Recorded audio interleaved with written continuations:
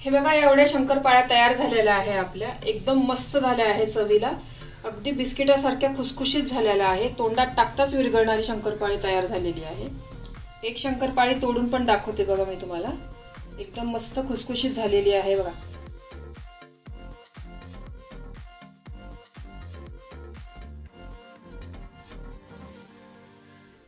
नमस्कार, मी कविता, Kavita's tasty food मध्ये सर्व खवय्यांचे पुन्हा एकदा स्वागत करते।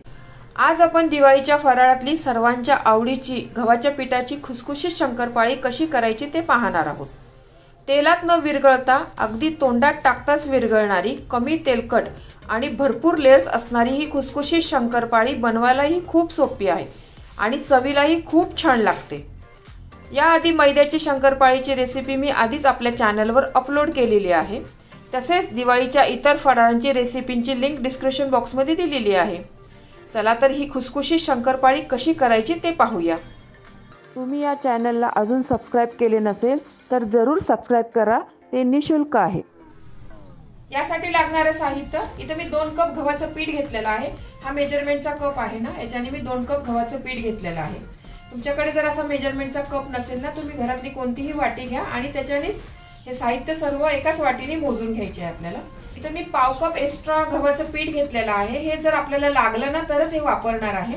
काही काही गहू आहे ना, हे जास्त पाणी पितात, काही नाही पित, लागलं तरच त्याचा वापर करणार आहे। अर्धी वाटी साखर, अर्धी वाटी तूप आणि अर्धी वाटी पाणी, हा मेजरमेंटचा कप आहे ना, याच्यानेच हे तिन्ही पण मोजून घेतलेला आहे व्यवस्थित। 1 चमचा बारीक रवा घेतलेला आहे, हा चमचा आहे बघा, याच्याने मी 1 चमचा बारीक रवा घेतलाय आणि वेलची जायफळची पूड घेतलेली आहे आणि चवीपुरतं मीठ। गॅसवर मी पातेलं गरम करायला ठेवलेलं आहे, त्याच्यामध्ये हे अर्धा कप पाणी, अर्धा कप साखर। आता आपल्याला पाक नाही करायचा आहे, फक्त ही साखर आहे ना पाण्यामध्ये आपल्याला विरघळून घ्यायची आहे। तुम्हाला जर शंकरपाळ्या थोड्या कमी गोड पाहिजे असेल ना, तर तुम्ही अख्खी साखरेच्या ऐवजी ना पिठी साखर वापरली तरी चालेल। आमच्या घरामध्ये ना थोड्याशा गोड आवडतात म्हणून मी साखर अशी अख्खी घेतलेली आहे। पिठी साखर घेतली ना तर थोड्याशा कमी गोड शंकरपाळ्या होतात। पाण्याला एक उकळी आली ना तर आपल्याला गॅस बंद करायचा आहे। पाण्याला एक उकळी आलेली आहे आणि साखर पण पूर्ण विरघळलेली आहे बघा। हे मिश्रण आहे ना आपल्याला पूर्ण गार करून घ्यायचं आहे। गॅसवर मी कढई गरम करायला ठेवलेली आहे। याच्यामध्ये ना आपण तूप चांगलं कडकडीत गरम करून घेऊया। तूप ना यासाठी असं पातळच तूप घ्या, घट्ट घेऊ नका। जर तुम्ही घट्ट तूप घेतलं ना तर प्रमाण चुकेल आणि शंकरपाळ्या ना आपल्या तेलात विरघळू शकतात। ते तूप आहे ना चांगलं कडकडीत गरम करून घ्यायचं आहे आपल्याला। तूप चांगलं कडकडीत गरम करून घेतलेलं आहे। एका कढईमध्ये गव्हाचं पीठ घेते, बारीक रवा, चवीपुरतं थोडंसं मीठ, हे सर्व मिक्स करून घेऊया। याच्यामध्ये ना मी कडकडीत तुपाचं मोहन घालते आणि सुरुवातीला हे चमच्यानेच मिक्स करा, कारण खूप गरम आहे हे।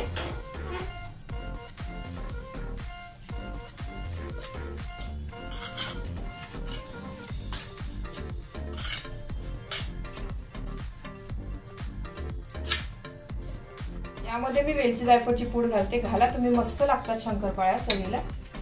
आणि आता हे हाताने ना थोडं गार झाल्यावर ना मिक्स करून घ्या। आहे ना या पिठाला व्यवस्थित चोळून घ्या, असा व्यवस्थित गोळा झाला पाहिजे। हे गार झालेलं साखरेच्या पाण्यात आपल्याला हे पीठ आता मळून घ्यायचं आहे।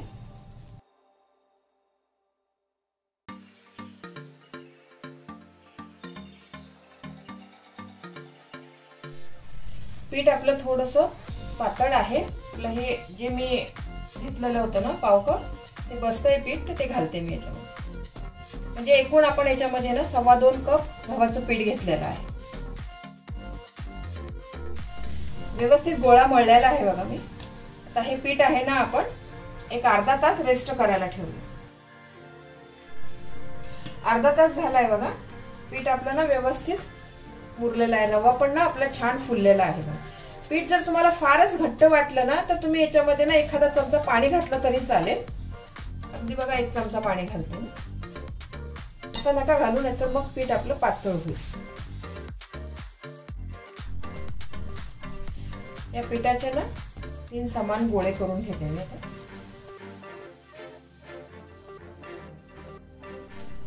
एवढ्या या पिठाचे ना मी समान 3 गोळे करून घेतलेले आहेत। एक गोळा घेतलेला आहे मी। आता हे शंकरपाळी लाटून घेऊया आपण। हे थोडंसं क्रॅक जातं तर आपण हे जॉईंट करून घेऊया सारखं। शंकरपाळ्या आहे ना आपल्याला फार पातळ नाही लाटायच्या आहे, थोडा जाडच ठेवायचा आहे, म्हणजे छान खुसखुशीत होतात शंकरपाळ्या।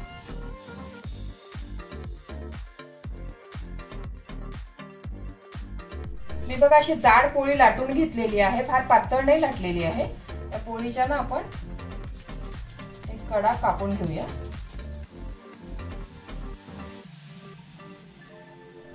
बाजूचं आहे ना हे आपण पूर्ण काढून टाकूया।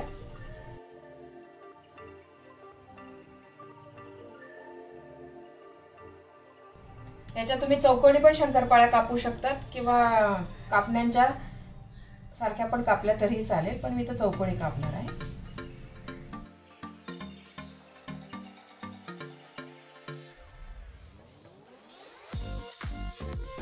हे बघा या शंकरपाळ्या आहे ना अशा जाड मी कापलेल्या आहे, व्यवस्थित आहे बघा। अशाच मस्त खुसखुशीत लागतात शंकरपाळ्या अशा कापून। आणि आपण तुपाचं मोहन व्यवस्थित घातलेलं आहे ना, ते अजिबात चिटकत नाहीये बघा। या शंकरपाळ्या ना एका ताटामध्ये मी काढून घेते। ताटामध्ये मी पूर्ण शंकरपाळ्या काढून घेतलेल्या आहे, मस्त झालेल्या आहे बघा शंकरपाळ्या आपल्या। बाकीच्या पण याच पद्धतीने मी लाटून घेते।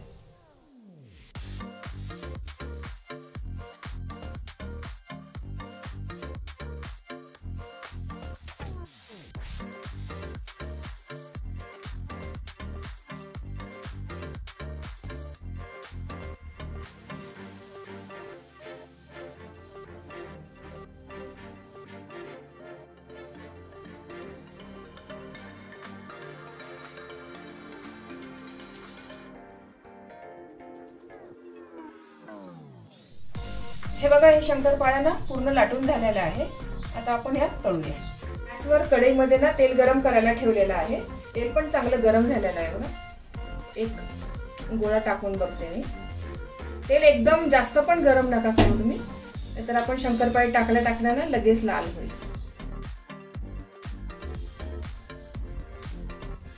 कढईमध्ये ना बसतील तेवढ्या शंकरपाळ्या टाका, जास्तीच्या नका टाकू।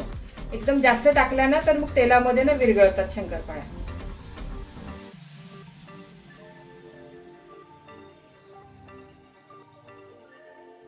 या छोट्या छोट्या टिप जर लक्षात ठेवल्या ना तर शंकरपाळ्या एकदम मस्त छान खुसखुशीत होतात, अगदी बिस्किटासारख्या। आणि आता गॅस ना मी बारीक करते आणि बारीक गॅसवरच आपल्याला शंकरपाळ्या तळायच्या आहेत।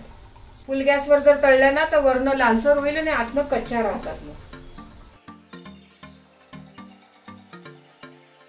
सुरुवातीला ना शंकरपाळीला जास्त हळूवारच जरा हलवा।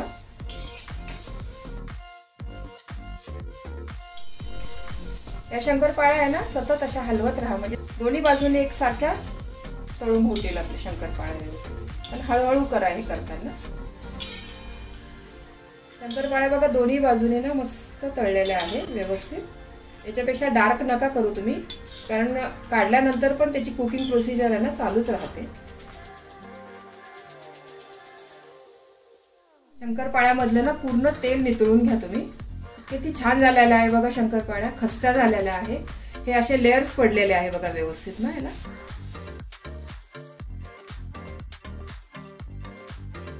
याच पद्धतीने ना बाकीच्या पण शंकरपाळ्या मी तळून घेते अशा।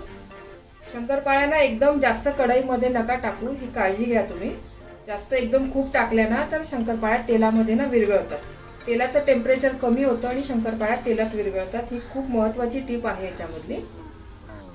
शंकरपाळी आहे ना मीडियम ते लो गॅसवरच तळा, मोठ्या गॅसवर अजिबात तळू नका।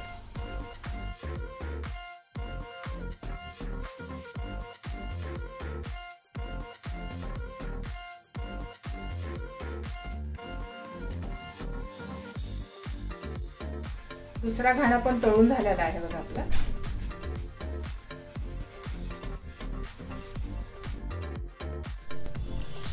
हे बघा एवढ्या शंकरपाळ्या तयार झालेल्या आहे आपल्या, एकदम मस्त झाल्या आहे चवीला।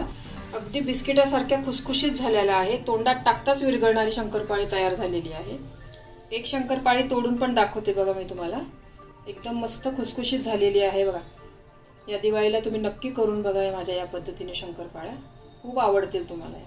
तुम्हाला ही रेसिपी आवडली असेल तर तुमच्या मित्रमैत्रिणी आणि नातेवाईकांबरोबर शेअर करा, व्हिडिओला लाईक करा व चॅनलला सबस्क्राईब करा। रेसिपीला कमेंट्स करा, तुमच्या कमेंट्स वाचायला मला फार आवडतात। तुमच्या लाईक्स आणि कमेंट्समुळे माझा उत्साह वाढतो आणि नवनवीन व्हिडिओ बनवण्यासाठी प्रोत्साहन मिळते। त्याचबरोबर तुम्ही मला फेसबुक, इंस्टाग्राम आणि पिंटरेस्टवर देखील फॉलो करू शकतात। त्यांची लिंक डिस्क्रिप्शन बॉक्समध्ये दिलेली आहे। तुम्ही ही रेसिपी कोणत्या गावातून पाहताय तेही सांगा। तर पुन्हा भेटूया एका नवीन रेसिपीसह। तोपर्यंत मस्त खा, काळजी घ्या। धन्यवाद।